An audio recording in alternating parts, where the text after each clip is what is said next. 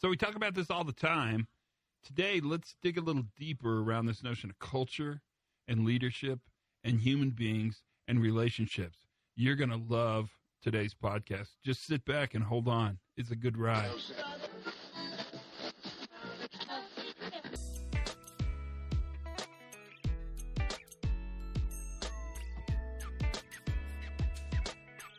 Hey, everybody. Todd Conklin, the Pre-Accident Podcast. Thanks for being here. I'm so excited. It's fun to get together again today. Man, it's just, I can't believe this year's screaming to a close. I don't know what happened. You turn around and you're like, what? The year's over? What? Hello? What happened in February? It's crazy. But I guess it's good. I mean, it means we're still living and breathing and doing work. And I don't know about you, but it seems like what we're doing is making a difference. It's really starting to have an impact. And you kind of feel that in today's podcast. You're going to really like today. So today, we talked to my friend, Rosa Antonia Carrillo. And if you don't know Rosa Carrillo, you should. She's out there in the world doing really interesting stuff. She has a new book out, which is great, actually. It's on Routledge, so, it's the normal guys. And the book is called The Relationship Factor in Safety Leadership, Achieving Success Through Employee Engagement. And it's gotten bukus of compliments from all the bigs. The one that's got me going, Decker, like everyone, it's a good book. You'll like it a lot. I think it's definitely a good book. But Edgar Schein likes it, and that's pretty much the cutoff point for me. If he likes it, I'm in, right? But I got a chance to sit down with Rosa and talk to her. Really, I definitely talked to her about the book. I mean, that was the guise of sitting down and talking. But mostly what we talked about is Rosa's journey and where she started. And from humble beginnings comes this person who's really focused at this stage in her career on the power of engagement and building relationships, which I'm relatively certain there's nothing wrong with and only good things to do. So we sit down in kind of a loud conference room. So you're going to hear a little background noise. I'll see if I can take some out with my amazing ability to take out noise. We'll see if it works. I'll try my hardest. That's all I can do is try my hardest. But listen to what Rose has to say, because the conversation around relationship building and leadership, I think we're at an apex of where we're just seeing how we build these workplace relationships becoming more and more and more important. Now, that probably is the dumbest thing ever said out loud, because if you've had a job, and most of us have, you know how valuable relationships are, and you know how important they are, and how powerful they are in setting the tone, timbre, and really creating that culture. Relationships help us drive behavior, because the two most powerful forces in the world are peer pressure or concerted pressure, relationship pressure, and then efficiency pressure. And actually, Rosa and I talk about both in this conversation. I think you'll really find this this is a pretty good way to spend a half hour. I'm so glad you're here, though. I mean, it's great to have you, and I hope that things are going marvelous for you. Some interesting stuff on the horizon. A lot of pressure to do some deeper dive into accident investigations. And so maybe that's something we need to talk about more. I think that's a valuable topic. What I think it is really good low-hanging fruit. You can change your organization pretty quickly by changing the way they learn and do investigations. And that's powerful. And it's funny, Rosa talks about that as well. So that's all included in this podcast. I think you're going to find this to be a good use of a half hour. You see what you think, and let's talk more at the end. Until then, this is my friend Rosa Carrillo, and she's going to talk to us about safety, the world, where she came from, where she's going, and the importance of relationship building for leaders. Sit back and enjoy, relax, have fun. Well, I talked about it in my presentation today. I just decided to throw away my notes, because the speaker before me, Tony Watkins, was just so eloquent about team dynamics and leadership, and why it's so important for leaders to create an environment of psychological safety and get people to talk. And then I thought to myself, what's at the bottom of this? What's underneath all of that? What are we really talking about? We're talking about individuals, human beings, the human drive to belong, to be included, to be one of the guys. In my own personal journey, which was complete exclusion from birth, because I was born into a very poor, we had dirt floors, no electricity, no running water, a woman of color. My mom was cleaning houses, and she got the idea that one day that she was going to get us all over to the States so that we could have a better life, which we did in a way, because we went to better schools. I ended up going to UCLA, University of Great Prestige, and it would have never happened if we hadn't crossed over the line. But it was sheer hell. Yeah. It was sheer hell because of the racial discrimination and the racial prejudice that I had to go through all through high school. And then even when going to UCLA, it was still a predominantly white school. Wow. With a few scholarship students like me. But really, that was the basis by which I began to do my research and why I gravitated so much to the notion of organizational culture. Because when Ed Schein explained to me about assumptions and beliefs and how that drives who people pay attention to, who they include, I was like, oh my God, that explains my whole life to me. Yeah. I'm an outsider. Yeah. I have been an outsider my whole life until now. I'm no longer an outsider. So I like to tell the story of how I went from exclusion to inclusion. And it was all about in my own personal transformation. It had nothing to do with anybody outside of me changing. That's quite brilliant, actually. That's compelling and rich and profound and important. What led you into safety? Because there has to be a twist somewhere in the story that got you onto that side of the equation. Well, there is, because I was working in an organization where we developed, you have to realize my first career was I was a kindergarten teacher. So I love teaching, I love teaching the basics, okay? And because I didn't learn to read until I was 10. So I had this mission in life that I was going to help people who were behind on their education. I was going to help them catch up. But I realized pretty early on that was not my bent, because I don't like to do the same thing every day. I don't like to do the same thing over and over again. And when you're teaching reading or basic skills, it takes a lot of patience. God bless people who do it day after day after day, because you have to do the same thing over and over again. And I do love to teach, but I wanted to do something bigger. I wanted to do something where I would go to different places, do different things. So I joined an organization that was designing safety incentive programs. Oh, really? Yes. Interesting. Yeah. Wow. Because I was really good at motivation. Right. Yeah. So I had a lot of fun designing these motivational programs. And I was working for ExxonMobil, where they had this program where we were giving away trucks to the plants that didn't have any recordables. Wow. And one day the employee said to me, Rosa, this is such BS, because last year the guy who got the truck had a serious accident like 2 days later, and everybody knew he would because he'd been breaking the rules the whole time. So this business of, winning a truck because you have no recordables has nothing to do with safety. It's almost like you buy reduced recordables by giving away a truck. You're paying people not to report, right? Well, it's so surprising that you would come out of that background. Maybe it's not surprising, but it's an interesting place for you to come from. But that's where everybody was. Yeah, no, Don't forget, you're right. I'm pretty old. I'm guessing you're about 31. Let's go with that.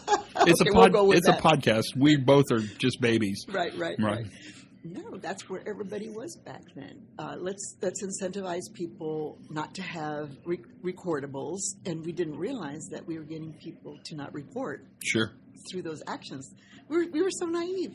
And the behaviorists were like at full force. Oh, yeah, with both barrels. I mean, they were coming down with a lot of pseudo empirical discussions and making crap up, and it was a strong force, and it was appealing because it made the uncertain certain. You could manage behavior. I mean, in the midst of all that, Chernobyl happens. So tell me more. And then the studies come out about safety culture, which was also part of a larger movement dealing with corporate culture. So really, always safety culture was a subset of corporate culture, even back from the beginning. When did you find Edgar Schein? When did I find him? 1990. On Organizational Culture, his first book? Yes, Kind exactly. of the He was seminal a work. professor at where I was getting my master's in organizational effectiveness. Oh, wow. Yeah, he was adjunct faculty because I didn't go to MIT, but I was at Pepperdine, and he loved going to Pepperdine because he just loved interacting with the students. And he's the one, I mean, literally, he opened my eyes to the world and my whole experience, why I was experiencing the kind of rejection that I was experiencing in the corporate world. And what then, so how did that set the course for your life's work and eventually the book? But how did that start setting that course? What started coming together? Oh my gosh, Todd. This is something I haven't talked about before, but one of the things that happened in the midst of all of that was that the organization I was doing the rewards programs for was also a commune. Really?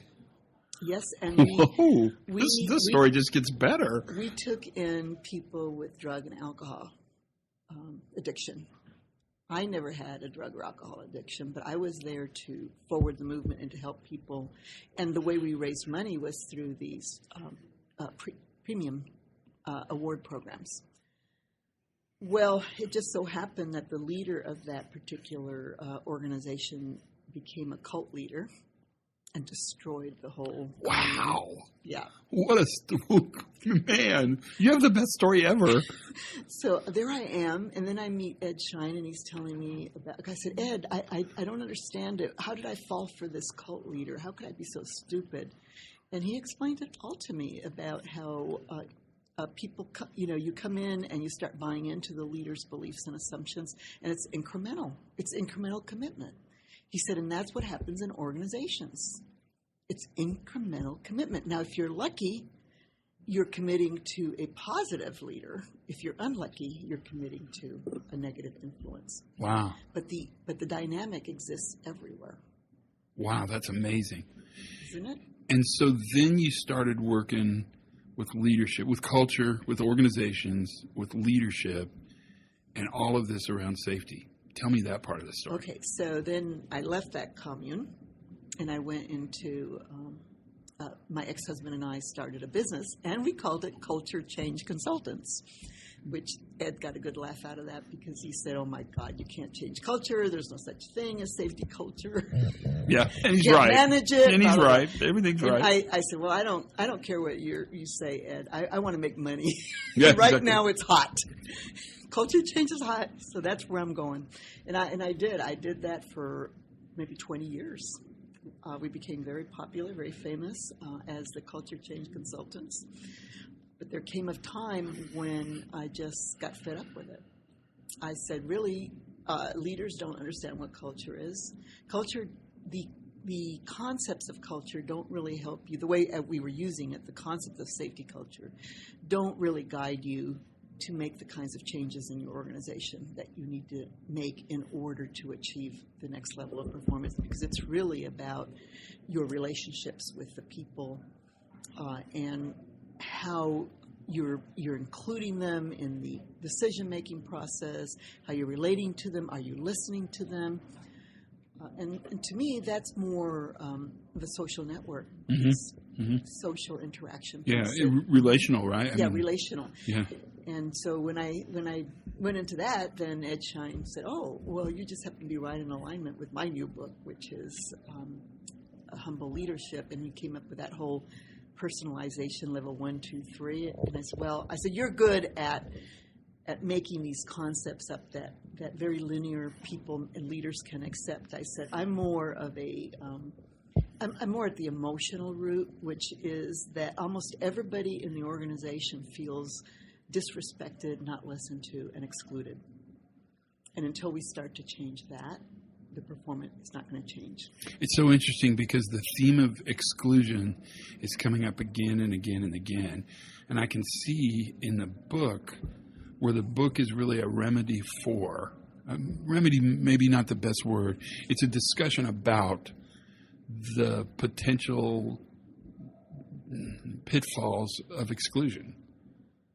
Oh, they're not potential. Yeah, but They're real. I'm trying so carefully to craft the language, but you're Yes. exactly right.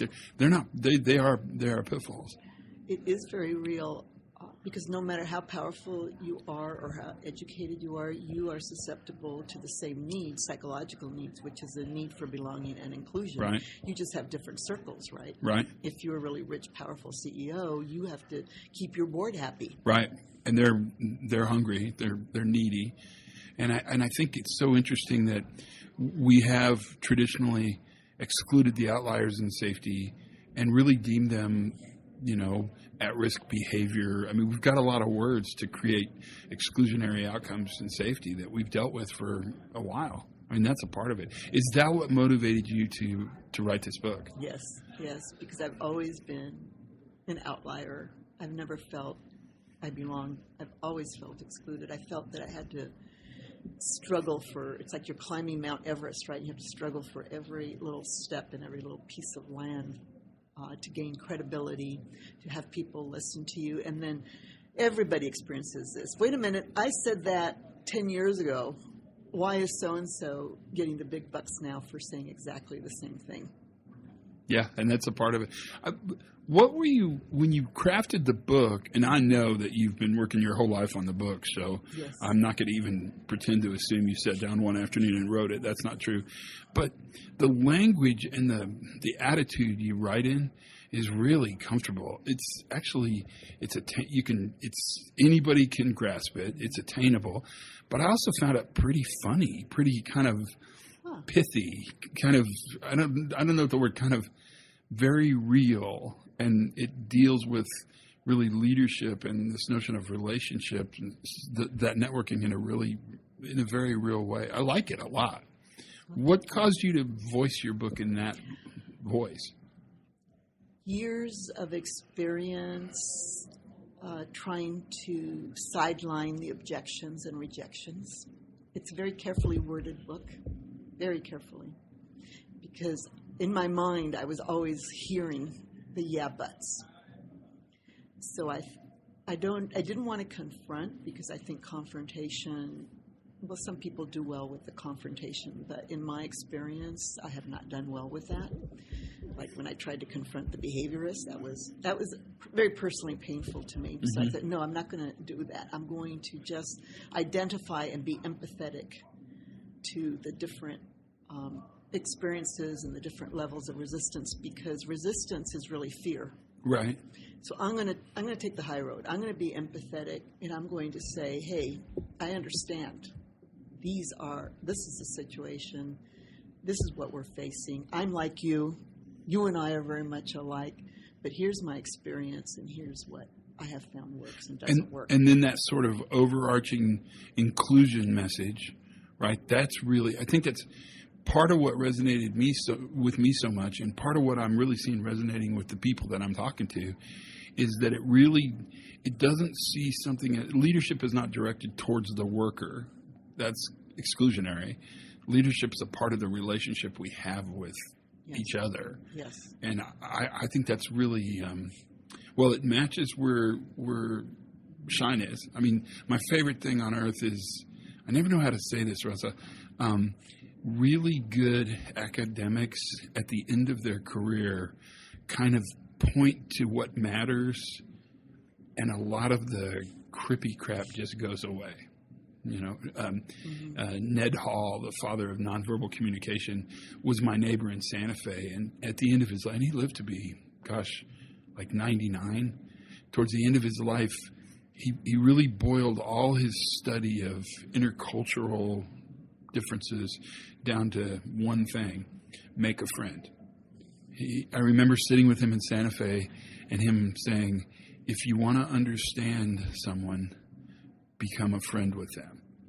Build that relationship. And his whole life's work kind of went to that place. And that's amazing. He was perfectly happy with that outcome for his life's work. Yeah, that's basically what I'm saying. And I didn't realize that, because it's get to know the person, stand in their shoes for a bit, and let them know that you see them, you understand them, and if there's any way that you can help them, you will.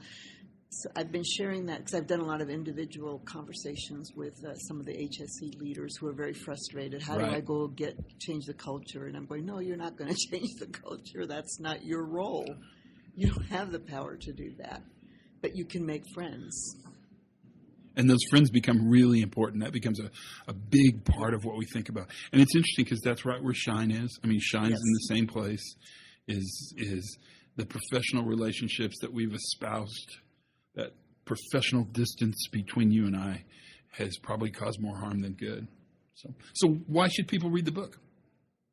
It's a hard question, but you need to be asked that question. If you've not been asked it yet, it's a really good time to ask it. The first time that I've been asked that question, I sincerely believe that you should read the book because it has really explicit instructions as to how to build these relationships.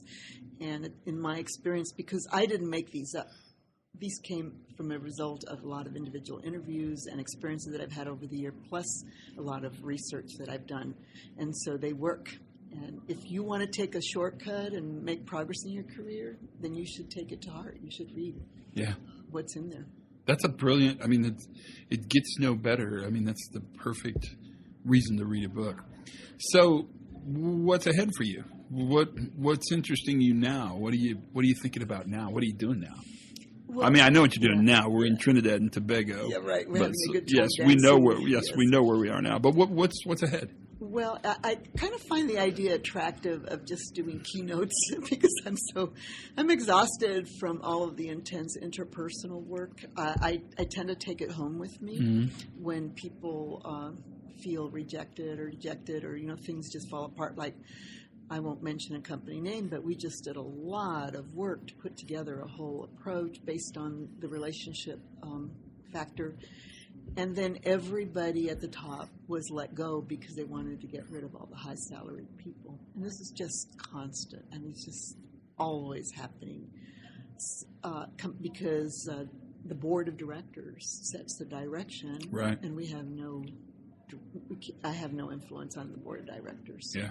And it seems like churn, at least in my world as well, churn seems really high right now. There's a lot of uncertainty politically. There's a lot of uncertainty globally. I mean, there's just a lot going on. And it's funny because the premise of your book and a strong belief system for me is that we build relationships, but we're living in a world that's actually sort of asking us not to. It's telling us to avoid pain, don't build relationships. Yeah. But of course, that's the worst thing you can do. Well, it's stupid. Because it makes life meaningless. Yeah, I'll just tell you, it's stupid, and it's probably more painful. So, I can't tell you how much fun it was to talk to you. Thank you for taking this time. It's really fun. What do you think? Wasn't it a great conversation? It's fun to get to spend time and just talk and have people talk about their journey and what they're thinking and what's going on. I really enjoyed it, but I've always really enjoyed Rosa anyway, and I love what she's doing. I like where she is on this journey, and she's parlayed it into a topic area that's it's highly specialized, but it's highly important. You can tell I'm a little smitten with her, I'm sure, throughout the entire discussion. That's an okay thing to do. I don't feel guilty. If you're going to be smitten, you might as well be smitten with people who got good things to say. That's my theory. So that is the podcast for today. What'd you think? Pretty nice little way to spend some time. And I think there's really good learnings we can pull out of there. The big one is, focus, maintain, build relationships. That's what you do. Build relationships. Become the person you want to hang out with. You got that going on. My theory is there's really only three types of people. There's people that are amazing to be friends with and move you forward. There are people who help you grow and develop by being teachers and mentors. And then there's the third category. Those are the people who kind of suck the life out of you and you leave less fulfilled than when you started. And all of those people in your life should have names. In fact, if you can't name them, that last one might be you. Just kidding. I'm joking, of course. Thanks for your time. Thanks for listening. Learn something new every single day. Have as much fun as you possibly can. And for goodness sakes, you guys, be safe. Thanks, Rosa. That was a great interview.